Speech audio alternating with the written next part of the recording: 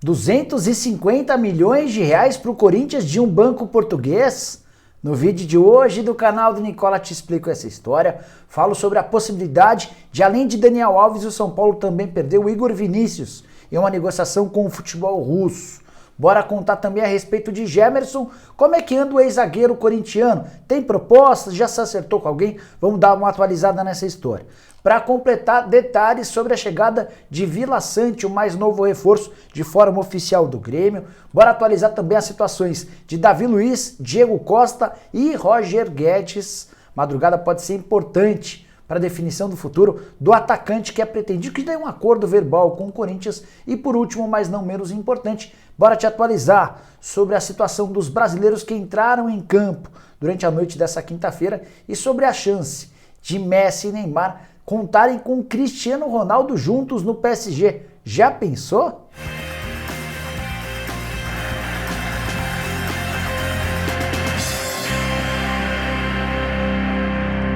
Fala aí pessoal, sou o Jorge Nicola, bem-vindos a mais um vídeo do canal. Que legal ter vocês por aqui. Antes de passar as informações, só pedir para deixarem like, para se inscreverem no canal e lembrar que o programa do Nicola dessa sexta-feira começa às 1h30 da tarde ao vivo. Ótima chance de você tirar todas as suas dúvidas sobre o seu clube do coração. Combinado? Bom, bora começar o vídeo falando sobre a possibilidade de Cristiano Ronaldo se juntar a Messi e Neymar no PSG. Pelo menos é isso que tem especulado alguns dos principais veículos de comunicação da França. Que o Mbappé parece disposto a deixar o PSG, isso não é novidade. São duas as alternativas em relação ao Mbappé. Ou ele é vendido agora, e a proposta do Real Madrid é de 120 milhões de euros, ou o PSG fica com o Mbappé por mais uma temporada e perde o atacante francês de graça com o fim do contrato. Quem vai tomar essa decisão é o dono do clube, o dono do PSG. Pega 120 milhões de euros agora ou curte Mbappé, Neymar e Messi por uma temporada e perde o jogador de graça. De qualquer maneira, com ou sem Mbappé agora, a ideia do PSG é substituí-lo por Cristiano Ronaldo. Essa informação bombástica que tomou conta dos veículos de comunicação ao longo da quinta-feira. Seria algo inimaginável ter de um lado Cristiano Ronaldo, do outro Messi, e à frente, ou do lado, ou do outro lado, o Neymar.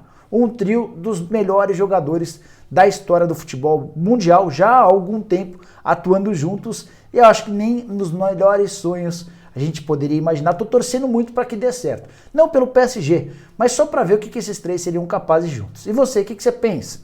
Usa o espaço para comentários para deixar sua opinião.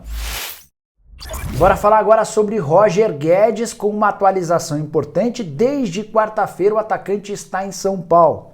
Ele usou suas redes sociais, mais especificamente sua conta no Instagram, para contar que veio a São Paulo por conta de negócios. Até chegou a postar nessa história uma bolinha para indicar que os negócios têm a ver com o futebol.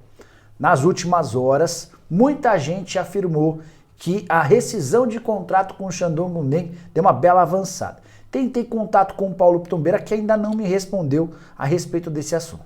Já no Corinthians, o clima é de otimismo.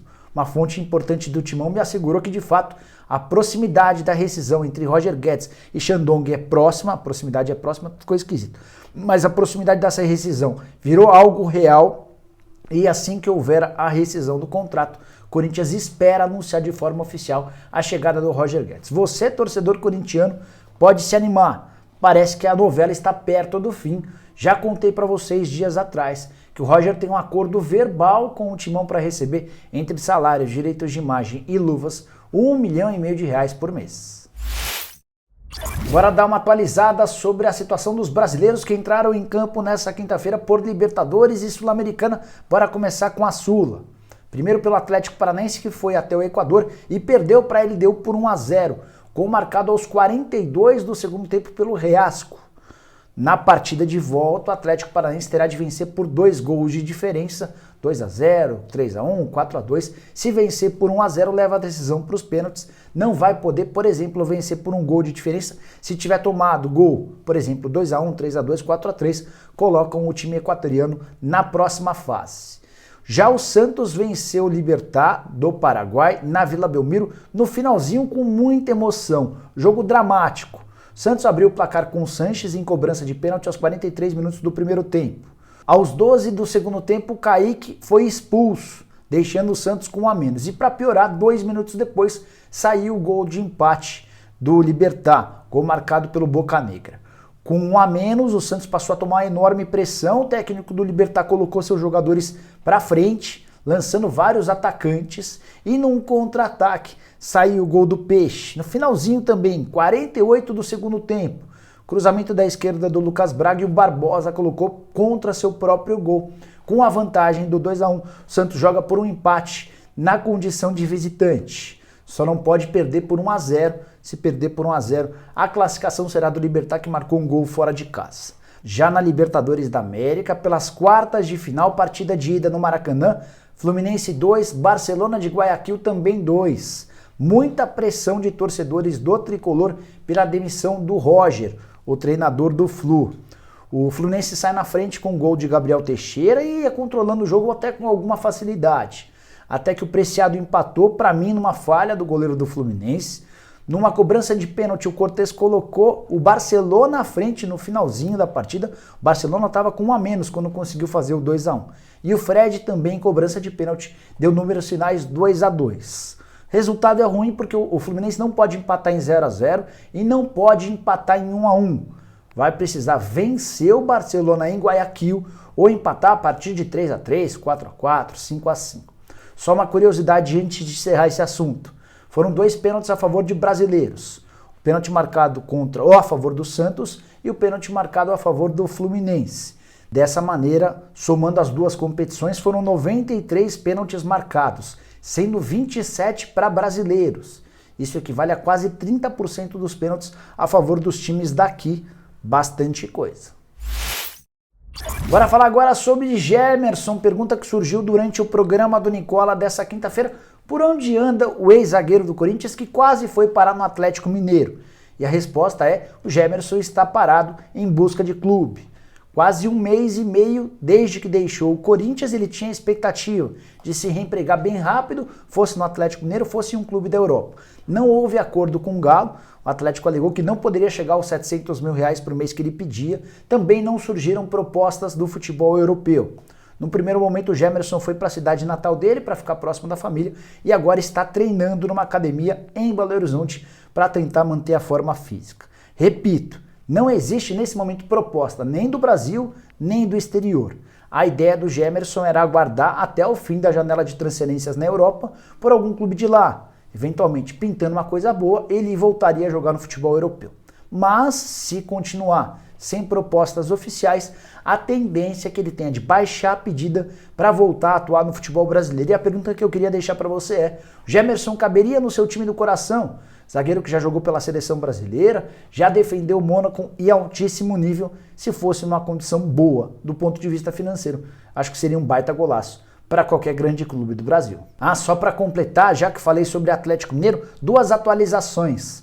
Contei para vocês nessa quinta-feira que, apesar dos boatos, o Davi Luiz não jogará no Atlético Mineiro. Uma pessoa do Galo me assegurou com todas as forças que o Davi Luiz não faz parte dos planos, que o Galo não procura um zagueiro. Para completar, sobre Diego Costa, negociação entre o Diego e o Atlético já está fechada. Tudo sacramentado, faltam apenas os exames médicos e a assinatura do contrato.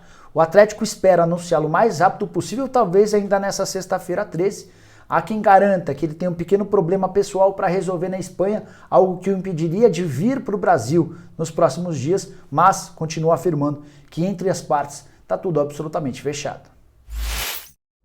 Bora falar agora sobre o Grêmio, que apresentou nessa quinta-feira Vila Sante como seu novo reforço, chapéu no Palmeiras. Durante meses, o Verdão tentou contratar o meio-campista de 24 anos de idade, que pertencia ao Cerro Porteño, capitão do Cerro e titular da seleção paraguaia nas últimas partidas. O Grêmio abriu os cofres e topou pagar mais do que o Palmeiras sempre ofereceu ao Cerro, 3 milhões e 300 mil dólares ou 17 milhões e 200 mil reais parcelados. Essa é a quantia que o Grêmio desembolsou para fechar com o Vila Sante. Repito, apresentado nessa quinta-feira, ele chega para o lugar do Matheus Henrique, vendido para o Sassuolo. A única frase do Vila Sante desde que foi contratado, em um vídeo divulgado pelo próprio Grêmio, nesse vídeo ele falou o seguinte, abre aspas: "Estou muito contente de estar aqui, vamos Grêmio", fecha aspas. Só para completar, A contratação do Vila Sante foi sacramentada depois que o Felipão conversou por telefone com o Arce. O Arce foi jogador durante muito tempo do Felipão. Hoje o Arce é técnico do Cerro Porteño, comandava até outro dia o Vila Sante e fez as melhores referências possíveis para o treinador do Grêmio. Bora trazer novidades agora sobre o São Paulo com saídas e chegadas. Começar falando sobre chegadas. A tão esperada contratação de um camisa 9 parece bem devagar. Ainda não há no momento nenhuma negociação mais quente, mais próxima de ser concretizada. Circularam boatos de que o Edu, centroavante do Brusque, artilheiro da Série B, estaria perto de chegar no São Paulo. A diretoria do São Paulo assegura que não há absolutamente nada. Marco Ruben, ex-centroavante do Atlético Paranaense, jogador que fez muito sucesso no Rosário Central, também foi especulado nas redes sociais. São Paulo também assegura que não faz parte dos planos por agora. Já em relação às saídas, nos últimos dias, o Daniel Alves foi especulado como reforço do Sevilha. O tricolor garante que não recebeu nem sequer sondagem e aposta numa cavada de alguma pessoa próxima do Daniel. E a última informação divulgada sobre a possibilidade de saídas de atletas do tricolor diz respeito a Igor Vinícius, lateral direito que virou a terceira opção com a volta do Daniel Alves da Olimpíada. O Daniel é o titular, o Orejuela é o reserva e o Igor Vinícius aparece como uma terceira alternativa. A informação do repórter Fábio Aleixo, que mora na Rússia e virou um correspondente do Brasil em território russo, dá conta de que o Spartak Moscou pretende a contratação do lateral direito do São Paulo. Chequei com uma fonte minha do tricolor e a frase foi a seguinte, abre aspas, isso não existe, fecha aspas. É bom contar que o Spartak Moscou hoje tem 10 atletas estrangeiros e vai precisar se desfazer de alguns deles se quiser contratar novos jogadores.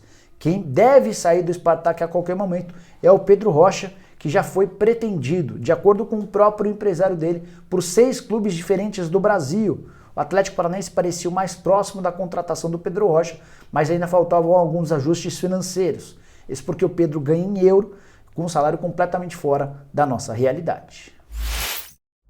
Bora fechar o vídeo para te explicar sobre essa história de o Corinthians pegar 250 milhões de reais de um banco português. Informação divulgada pelo Craque Neto na tarde dessa quinta-feira no programa dele, Os Donos da Bola. O Neto tem trazido recentemente várias informações importantes sobre o Corinthians. Foi ele o primeiro a falar que o Corinthians já havia fechado a venda dos naming rights. Durante vários dias o Corinthians desmentiu essa informação, mas foi só esperar um pouquinho de tempo para saber que o Neto estava falando a verdade e que os dirigentes do Corinthians mentiam. Sobre os 250 milhões de reais, o Neto não trouxe muitos detalhes, ele só falou que ouviu de uma pessoa do clube que tem 250 milhões de reais sendo especulados para chegarem ao Corinthians de um banco português. Antes de gravar o vídeo eu consultei 2 pessoas diferentes. Uma mais ligada ao departamento de futebol e a outra que trabalha no Parque São Jorge, com bastante entrada em assuntos ligados à parte financeira. A primeira delas, ligada ao futebol, disse esquece. Já a segunda afirmou que adoraria que tivessem 250 milhões de reais para serem depositados nos cofres do Corinthians. A frase foi a seguinte, abre aspas, até gostaríamos muito que algum banco nos emprestasse um montante desse, mas não temos nada, fecha aspas. Como é que funcionaria um empréstimo de 250 milhões de reais? Ia depender muito da condição, dos juros e tudo mais. Porque se fosse com juros altos, você pegaria 250 milhões de reais e depois teria que pagar 350, 400, 450 milhões de reais. Corinthians assegura que não tem nada. Afirma que não há essa possibilidade de uma captação de tanto dinheiro. Só para lembrar, o Corinthians tem hoje dívidas de 982 milhões de reais, sendo 586 milhões de reais, ou seja, mais de meio bilhão de reais em dívidas a curto prazo, aquelas que vencem em no máximo um ano. 250 milhões de reais permitiriam ao Corinthians pagar as dívidas mais emergenciais e alongar as demais. Foi com 200 milhões de reais emprestados pelo Paulo Nobre que o Palmeiras começou a colocar sua casa em ordem muitos anos atrás, lá pelos lados do Allianz Parque. Só para arrematar, antes de completar sobre o assunto Corinthians, vale a lembrança de que os salários nas categorias de base do Corinthians estão atrasados. A promessa é de que a quitação seja feita nessa sexta-feira. Bom, pessoal, eram essas as informações que eu queria dividir com vocês no vídeo de hoje do canal do Nicola. Espero que vocês tenham curtido o vídeo e deixem like por aqui. Quem ainda não se inscreveu no canal, vai apertar esse botãozinho vermelho de inscreva-se. Também não se esqueça, live, programa do Nicola, hoje a partir de 1h30 da tarde. É a chance de você mandar sua pergunta, o que eu não souber, repasso para as minhas fontes via WhatsApp. Combinado? Abraço, tchau, tchau.